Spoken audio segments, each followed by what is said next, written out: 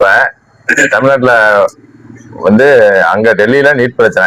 ஆனா தமிழ்நாட்டுல அது ரொம்ப காலமா நடந்துட்டு இருக்கு. முருகன் வந்து தமிழ் கடவுளா இல்ல இந்திய கடவுளா அப்படின்ட்டு. இப்போதைக்கு ஆரோக்கியமான இந்த நீட் தேர்வை பத்தி பேசுறதா இல்ல இந்த முருகன் தமிழ் கடவுளா இல்ல இந்திய கடவுளா அப்படிங்கிறத பத்தி தமிழ்நாட்டுல தற்போதைக்கு இப்போ நம்மளுக்கு வந்து வரலாற்று தரவுகள் கண்டிப்பா முக்கியம் தானே. இப்போ நம்ம ஊர்ல நம்ம முன்னோர்களா நம்மளுடைய நடுகள் வழிபாடுல கும்பிட்டு இருக்கிறோம், சாமி கும்பிட்டு இருக்கிறோம். இப்போ எங்கிருந்தோ வந்த ஒருத்தன் வந்து அந்த கடவுள் வந்து எனக்கு தான் சொந்தம், அவன் உனக்கு சொந்தம் இல்ல. இப்போ நீங்க திருக்குறளா இருக்கட்டும், இல்ல குரானா இருக்கட்டும், இல்ல வேற ஏதாவது ஒரு அரிய பெரிய பொக்கிஷம் எதுவா இருந்தாலுமே அதுல எழுதுனது கடைசியில என்ன பண்றாங்கன்னா அது ஒரு பொதுவான விஷயம், அது ஒரு பொதுமுறை. அது எதுக்கு நீங்க கொண்டாடுறீங்க? தரவுகள் யாரு உங்களை யாருக்கு வேணா பிடிக்கலாம், ஆனா நீங்க பிறந்தது ஒண்ணு இருக்கும்ல, உரிமை கொண்டாடுறது நான் தான் கொண்டாட முடியும். என் குலதெய்வ கோயில்ல நீங்க யாரு வேணா வந்து சாமி கும்பிடலாம், ஆனா உரிமை என்பது எனக்கு தானே இருக்கணும். அப்ப தமிழ் கடவுள் முருகன் இவ்வளவு தரவுகள் இருக்கும்போது அது கண்டிப்பா அந்த வரலாறு தக்க வச்சுக்கிறது முக்கியம் தானே. ஏன்னா இப்ப இந்த பிரச்சனை ஆரம்பிச்சதே ஜூனியர் என்டிஆர் வந்து ஒரு போஸ்ட் போடுறாரு, அதுல வந்து வடக்குல பிறந்தாரு, சவுத்துல வந்து இந்த மாதிரி கும்பிடுறாங்க அப்படிங்கறத பிரச்சனை தான். நம்ம காலங்காலமா முருகனை வந்து வழிபட்டுட்டு இருக்கோம். இதுல வந்து அந்த தரவுகளை வந்து நம்ம எடுத்து இதை ஒரு ஆய்வுக்கு உட்படுத்துறது கண்டிப்பா அவசியமானது. தமிழர்களோட குலதெய்வம்னு சொல்ல வரீங்க? குலதெய்வம்னு சொல்லவில்லை. குலதெய்வங்கிறது நம்மளுடைய தமிழ் கடவுள் நிறைய இருக்காங்க, நம்மளுடைய முன்னோர்கள் அப்படிங்கறத வாதமா வைக்கிறாங்க. இன்னைக்கு இது முக்கியமா இல்லையா அப்படிங்கறத. இப்ப வந்து மனுஷனா முருகன் வாழ்ந்து இப்ப மனிதனை வாழ்ந்தவங்கள கும்பிடுறது நம்மளுடைய பழக்கமா, இல்ல அவங்க வேதத்துல சொல்ற மாதிரி வந்து ஒரு சிவன் நெற்றுக்கண்ணில இருந்து போலந்து அந்த மாதிரி அது நிறைய ஸ்டோரி இருக்கு. அப்படி தமிழ்நாட்டுல அந்த மாதிரி வழக்கம் கிடையாது. இதேதான் இப்ப இந்த தமிழ்நாட்டிலே வாழ்ற தமிழர் அல்லாத நிறைய பேரோ இல்ல பிறமொழியாளர்களோ இருக்கட்டும், இப்ப அவங்க வந்து இந்துத்துவ அந்த கோட்பாடுக்குள்ள அந்த முருகனை கொண்டு போறாங்க. ஏன்னா நம்ம வந்து தமிழர்களா அவங்களை வந்து நீங்க வந்து கொண்டு போக கூடாது அப்படிங்கிற ரீசனுக்காக அந்த பொதுவா வந்து அவங்க கொண்டு போறாங்க, அதை வந்து கடந்து போறாங்க. இப்ப இந்த டைம்ல நம்ம அதை பேசி ஆகணுமா இல்லையா? கண்டிப்பா பேசினாலும் தமிழ் கடவுள் முருகன் வந்து தமிழர்களுக்கு மட்டும் கடவுளா இருக்கக்கூடாது, இதையும் பொதுவா எப்படி திருக்குறளை பொதுவா அந்த மாதிரி நம்மளோட தமிழ். அதாவது என்னங்க, நான் என்ன சொல்றேன்னா எங்க அப்பா ரொம்ப பெரிய ஆளா வாழ்ந்தாரு, அவர் எல்லாரும் கும்பிடுவாங்க, அவருக்கு எல்லாருக்கும் மரியாதை கொடுப்பாங்கிறது வேற. ஆனா எங்க அப்பா வந்து எங்க ஊர்ல தான் பிறந்தாரு வாழ்ந்தாருன்னு ஒரு அடையாளம் இருக்குல்ல. அவர் வந்து அவர் பொதுவா எல்லாரும் மனுஷனுக்காக போராடினாருங்க, அதை பண்ணாருங்க. நீங்க எதுக்கு அவர் ஒரு சின்ன வட்டத்துக்குள்ள அடைக்கிறீங்க அப்படின்னு கொண்டு போறது ஒரு முட்டாள்தனமான விஷயம் இல்லையா? அப்ப தமிழர்கள்கிட்ட இருந்து முருகனை பிரிக்கிறதானே. யாரு வேணா கும்பிடுங்க, ஆனா தமிழ் கடவுள் முருகன். ஆனா வந்து ஆரியத்தை தான் நாங்க ஏற்போம். அவர் வந்து சிவனோட நெத்தியிலிருந்து பிறந்தாரு, ஆனா எங்க பிறந்தாரு எங்க வளர்ந்தாரு அதுக்கு ஏதாவது தரவுகள் இருக்கணும்ல. குறிஞ்சி நிலத்தெல்லாம் வளர்ந்தாரு. அது வந்து இப்போ அந்த தரவுகளை வந்து ஆர்எஸ் சார்புல இருக்கக்கூடியவங்க இல்ல இந்துத்துவ அமைப்புல இருக்கவங்க அதை ஏற்கல. பிற்காலத்துல வந்து புராணங்கள்ல இருக்கக்கூடிய கதைகளை தான் அவங்க ஏற்கிறாங்களே தவிர இந்த சங்க இலக்கியத்துல வரக்கூடியதை ஏற்கல. சங்க இலக்கியத்துல வர்றதுல நம்மளே பிற்கால சங்க இலக்கியத்துல வர்றதை நம்ம வந்து ஏற்கல. முற்காலத்துல வந்து இப்ப வந்து கொற்றையோட மகன் ஒரு பேரா வருது, அதைத்தான் நம்ம வந்து பாக்குறோம். அதுக்கு அடுத்தடுத்து வரக்கூடிய மற்ற முனிவர்கள்லாம் எழுதும் போது என்ன எழுதுறாங்கன்னா சிவனுக்கு பிறந்தாரு, பார்வதிக்கு பிறந்தாரு அப்படிங்கிற கதையும், நெற்றிக்கண்ணுல இருந்து வந்து நெருப்பா வந்து இது பண்ணாரு போனாருங்கிற மாதிரியான கதையும் வருது. அது நம்மளுடைய சங்கலிக்க நூல்கள்ல எழுது. ஆனா இப்ப எது முன்னாடி இருந்தது, முன்னாடி நான் ஒரு வழக்கமா வச்சிருந்தேன், அந்த வழக்கத்துக்கு பின்னாடி வரக்கூடிய உங்களுக்கு அடுத்து இருக்கக்கூடிய சந்ததிகள் ஏதோ ஒரு கால மாற்றம் நடந்திருக்கு. நம்மளே வந்து ஒருத்தர் ரெண்டு பேர் ஆட்சி பண்ணியிருந்தா நம்ம வரலாறு பேசலாம். வரலாற்று திருப்பு தமிழகத்துல நிறைய நடக்குது. வரலாற்று திரிப்பு நடக்கிற மாதிரி இந்த முருகனை பத்தி அவர் வந்து ஒரு பொதுவான கடவுள், அவர் ஒரு கடவுள், அவர் மனுஷனா வாழல, அவர் வந்து டைரக்டா ஆகாயத்துல தான் பிறந்தாரு அப்படிங்கிறத நிறுவ பாக்குறாங்க. இதுல வந்து தமிழ் தேசியமா நான் ஃபாலோ பண்ற இதுல வந்து எனக்கு மறுப்பு கருத்து இருக்கு. என்னுடைய நடிப்புகள் வழிபாடு படி நான் எங்க அப்பா அம்மாவை தான் நான் கும்பிடுறேன். ஒரு முன்னாடி வந்து இப்ப நம்ம ஒரு குலதெய்வம் ஏன் கும்பிடுறோம், அவங்க வழியில தான் நம்ம வந்திருக்கோம். உங்களோட தாத்தா பாட்டிக்கு முன்னாடி ஆரம்பிச்சதுல இப்ப ஒரு கோயில், உங்க ஏரியால ஒரு கோயில் இருக்கு, மாரியம்மன் கோயில் இருக்கு, உலகம் பூரா அந்த மாரியம்மன் எப்படி போச்சு? இப்ப அவங்க கேட்கறது வந்து முருகன் வந்து உங்க ஊர்லயே பிறந்தாரு வளர்ந்தாரு அப்படின்னா அவர் ஏன் வடநாட்டு சைட்ல எல்லாம் வராருன்னா இங்க வாழ்ந்தவன் பல விஷயத்துக்கு போருக்கு அங்க போயிருக்கான், இங்க இருந்து குடிவேற்றம் அங்க மாறி போயிருக்கலாம். உலகம் பூரா பரவி கிடக்கு, உலகம் பூரா பரவி இருக்காங்க. அந்த வகையில நம்மளுடைய ரிசர்ச்சுகளை நிறைய எடுக்க விட மாட்டேங்கிறாங்கல்ல. இப்ப திப்பு புல்வெளியில இருந்து வந்தாங்க, ஜெனட்டிக் வந்து மரபணு மாறி இருக்குன்னு 3000 வருஷம் முன்னாடி ஆதாரம் காட்டுறாங்க. ஆனாலுமே அதை ஏற்க மறுக்கிறாங்க. தமிழர்கள் எதை காட்டினாலும் ஏற்க மறுக்கிறாங்க. பொதுவா இப்ப வந்து கீழடி ஆய்வா இருக்கட்டும், இல்ல நீங்க வந்து இப்போ லெமோரிய கண்டம் இந்த சொல்றாங்க இல்லையா, இப்ப குமரி கண்டம்ங்கிறது நம்முடையது, அந்த லெமோரியா தான் நம்ம இதை வந்து ஆய்வு பண்றதுக்கு உட்படுத்துறோம். அதை வந்து அவங்க என்ன பண்ணாங்கன்னா கிருஷ்ணன் அந்த வாழ்ந்தார் இல்லையா, ராஜயோகமா, அந்த லிஸ்ட்ல அவங்க கொண்டு போறாங்க. ஆராய்ச்சின்னு ஒண்ணு பண்ணாதான் அது தமிழா இங்கிலீஷா அது என்ன வந்துச்சுங்கிறது தெரியும். தமிழ்ல இருந்து தான் தெலுங்கு வந்துச்சு, மலையாளம் வந்துச்சுன்னு பொதுவான கருத்தை நம்ம எல்லாருமே ஏற்றாலும், ஆனா தமிழ்ல இருந்து தான் வந்துடுச்சுன்னு சொன்னா பக்கத்து ஸ்டேட்ல இருந்து என்ன சொல்றாங்க, மன்னிப்பு கேட்க சொல்றாங்களா இல்லையா? கண்டிப்பா இடையில கேட்டாங்களா இல்லையா? கண்டிப்பா. அப்ப எல்லாத்தையுமே நம்ம தமிழோடைய தரவுகள் எல்லாத்தையுமே நம்ம விட்டு கொடுத்துட்டே போயிட்டு இருந்தா அப்ப நம்மளுடைய வாழ்வியலும் உரிமையிலும் எங்க போறது? எங்க இருந்தோ வந்தவன், அதாவது என்னோட வாழ்க்கைக்கு என்னோட தமிழ் குடிகள்ல பூர்வமா இங்க இருந்தவன் ஒரு வழக்கத்தை ஃபாலோ பண்ணியிருப்பான். அந்த வழக்கத்தை எல்லாத்தையும் உடைச்செறிகிற மாதிரி வெளியில இருந்து வந்தவன் நிறைய கலப்பினங்கள் ஆகும்போது அவங்களுடைய கொள்கையும் கோட்பாடும் வேற மாதிரி இருக்கு, நம்மளுடைய கொள்கையும் கோட்பாடும் வேற மாதிரி இருக்கு. வெளியில இருந்து வர்றவங்க பொதுவா அது அவங்க பார்த்தா சாமி கும்பிட்டா இந்து அப்படின்னு வெளியில இருந்து வர்றாங்க. இப்ப திராவிடர்கள் நிறைய பேரே முருகனை உணர்வு பூர்வமா கும்பிடுறாங்க, பண்றாங்க. அந்த உணர்வு பூர்வமா கும்பிடுறாங்க, பண்றாங்க. ஆனா தமிழர் அவர் அப்படின்னு சொன்னா அவர் ஒத்துக்க மாட்டாங்க. பிரச்சனை என்னன்னா அவர் இறைவன், அவரை நாங்க கும்பிடுறோம், எல்லாருக்கும் அவர் பிடிக்கும், ஓகே தான். ஆனா அது இப்போ விஜய் அவர்கள் படம் எடுக்கிறாரு, எல்லா படங்களும் பார்ப்பாங்க, எல்லா விதமான குடிகள் சம்பந்தப்பட்டவங்க எல்லாருமே பார்ப்பாங்க.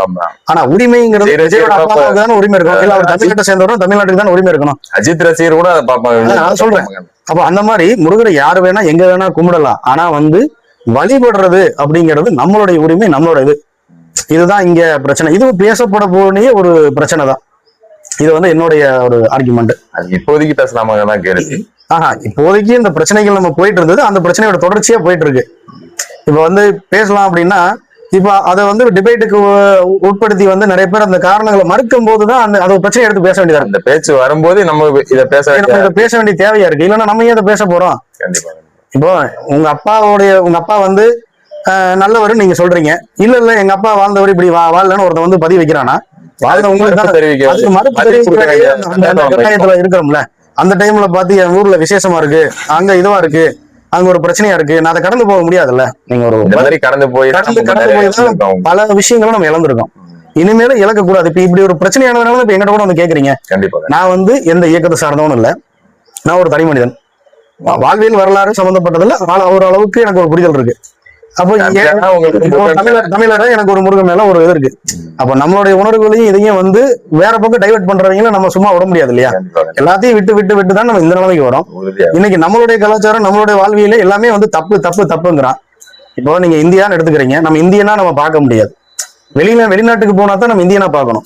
முதல்ல உள்நாட்டுல இருந்தாலும் தமிழனா பார்க்கணும். அந்த தமிழ்னா எந்த ஊருக்காரன், எனக்கு ஒரு ஊருக்கு எனக்கு ஒரு பேச்சு வழக்கு இருக்கும், எனக்கு ஒரு வாழ்வியல் இருக்கும், எனக்கு தனிப்பட்ட இருக்கும், எல்லாமே ஒண்ணு அப்படின்னு சொல்லிட்டு நம்ம இது பண்ணா ஒருத்தன் அவனுக்கு ரெண்டு கல்யாணம் பண்றது அவன் ஊர்ல சட்டமா இருக்கும், ஒருத்தன் தலப்பா கட்டிட்டே இருக்கிறது சட்டமா இருக்கும்.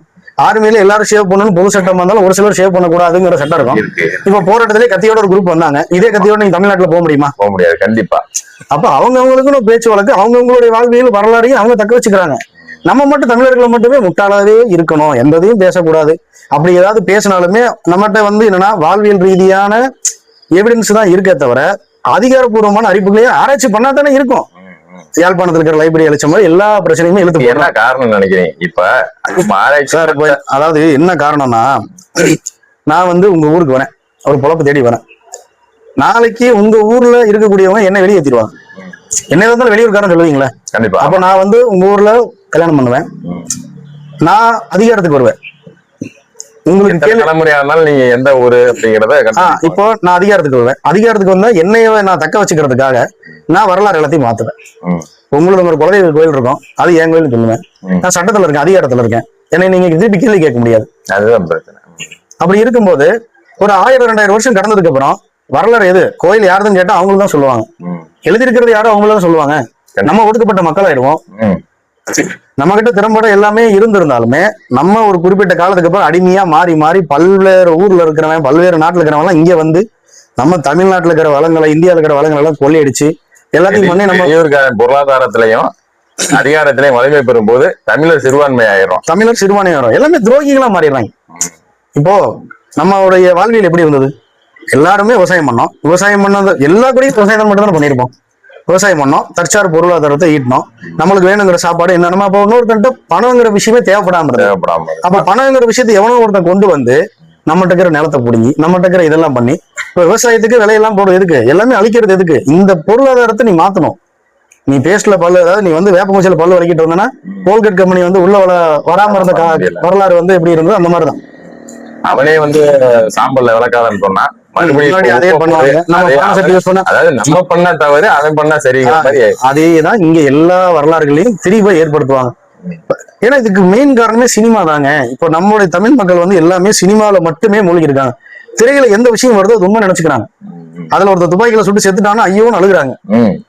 அவன் நேர்ல வந்து உயிரோடு இருப்பான், அவன் வேற வேலையை பார்த்துட்டு போயிடுவான். நீங்க வந்து படத்தை படமா பார்த்துட்டு அதை கருத்தை மட்டும் உள்வாங்கிட்டு அது ஓகேவா ஓகே இல்லையா, அந்த படத்துக்கு நீங்க 190 ரூபா கொடுக்கலாமா இல்லையா அப்படிங்கறது பார்த்துட்டு அதோட போயிட்டீங்கன்னா எந்த பிரச்சனையும் இல்லை. வரலாறு பத்தி படம் எடுத்தாலும் யாரும் கேட்கறது இல்லை. இப்போ நம்ம முன்னோர்கள் நிறைய பேர் வாழ்ந்திருப்பாங்க. இது வந்து இப்போ நம்மள மாதிரி இளைஞர்கள், உங்களை மாதிரி இளைஞர்கள் எல்லாம் தெரிஞ்சவங்க இத மக்களுக்கு கடத்தாம விட்டுட்டாங்களாங்கிற ஒரு கடத்தாம விட்டுட்டாங்கிறது ஓகே தாங்க நீங்க சொல்றது. சில பேருக்கு தான் தெரியுது. ஆனா நான் சொல்றேன் பார்க்கும்போது இப்ப என்னன்னா, இப்போ நீங்க நல்லவராகவே இருக்கீங்க, உங்களுக்கு எந்த கெட்ட பழக்கமும் இல்லை. ஒருத்தன் தம் அடிக்கிறான், ஒரு டைம் அடிச்சு பார்க்கணும் உங்கள்கிட்ட சொல்றான். நீங்க அந்த கெட்ட பழக்கத்துக்கு தான் உடனடியா அதை ட்ரை பண்ணி பார்க்கணும்னு நினைப்பீங்களே தவிர நல்ல பழக்கத்துக்கு நீங்க வர மாட்டீங்க. ஏன்னா இது பல்வேறு தலைமுறையா எங்கெங்கயோ இருக்கிறவங்க இங்க வந்து முதலமைச்சராகி இது பண்ணி அதை பண்ணி திரை மோகத்தாலே இங்க நிறைய வந்துருச்சு. இதுக்கு மேல அதை நம்மளால மாற்றவும் முடியாது. அது ஒரு விஷயமா கண்டிப்பா அவங்களுக்கா புரிதல் வரும், அடிபடும் போது புரிதல் வரும், அன்னைக்கு அதை மாத்தி தெரிஞ்சுக்குவாங்க. அது கண்டிப்பா இதுதான் என்னுடைய பார்வை. சொல்லறியோட பட்டறிவுங்கிற மாதிரி, சொல்லறியோட பட்டறிவு நம்மளுக்கு கண்டிப்பா வந்து இதாகும். அது ஒவ்வொரு விஷயமா படுவாங்க. நம்ம பொருளாதாரத்துல ஆரம்பிச்சு நம்ம இப்ப வரைக்குமே யாருக்கோ சம்பாதிச்சு நம்ம வீழ்ந்து கிட்டத்தட்ட ஒரு 25-30 வருஷம் ஆயிடுச்சுன்னு நினைக்கிறேன். கண்டிப்பா பொருளாதாரத்துல எல்லாமே வீழ்ந்தாச்சு. நீங்க அந்த மரியாதை எது கௌரவங்கிறத வந்து வேற மாதிரி திரும்பி பண்ணி கொண்டு போறாங்க.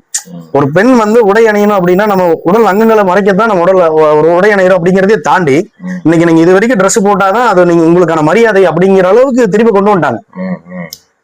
அப்படி கொண்டு போகும்போது அதை பாக்குற நம் பெண்களும் அப்படித்தான் போறாங்க. கண்டிப்பா கண்டிப்பா. தவறு செய்யறவங்க வந்து தடம் போறாங்க. ஏன்னா முட்டாள், நீங்க வந்து பெண்களுக்கு மரியாதை கொடுக்க மாட்டேங்கிறீங்க, ஒரு பெண்ணையும் பேசுறீங்க, அடிமையாக்குறீங்க. ஒரு ஆணும் பெண்ணும் அந்த ஒரு எப்படி சொல்றது வாழ்வியல் வரலாறுங்கிறது இயற்கையோட ஒப்பிட்டு தான் பார்க்கணும். ஆனா இயற்கையில நீங்க ஏதாவது ஒரு ஜீவராசியோடவோ ஏதோ நீங்க ஒப்பிட்டீங்கன்னா அது மனுஷனை போய் நீங்க ஒரு அறிவு இருக்கிற கழுதையோட பேசுறீங்க, எருமையோட பேசுறீங்க. உங்களுக்கு தான் அப்ப 6 அறிவு இருக்கிற நம்மளுக்கே வந்து எது சரி எது தப்புன்னு தெரியல. 12 மணிக்கு போறதா பொண்ணோட கெத்து அப்படின்னா அப்ப தப்புனோட தான் நீ கேட்க கூடாதுல்ல. கண்டிப்பா. அப்படி ஆனா நான் வருவேன், எவனாவது ஒருத்தனை தப்பா பார்த்தனா உன் கண்ணுல பிரச்சனை இருக்கு, எவனாவது ஒருத்தனை ஏதாவது பண்ணானா இந்த சூழல்ல தான் பிரச்சனை இருக்கு, ஆண்கள் இடத்துலதான் பிரச்சனை இருக்க தவிர எங்கிட்ட எந்த பிரச்சனை இல்ல அப்படிங்கிற மாதிரி கட்டமைச்சு கொண்டு வராங்க. இதுல இருந்து நம்மளால அவ்வளவு சீக்கிரத்துல வெளியே வர முடியாது.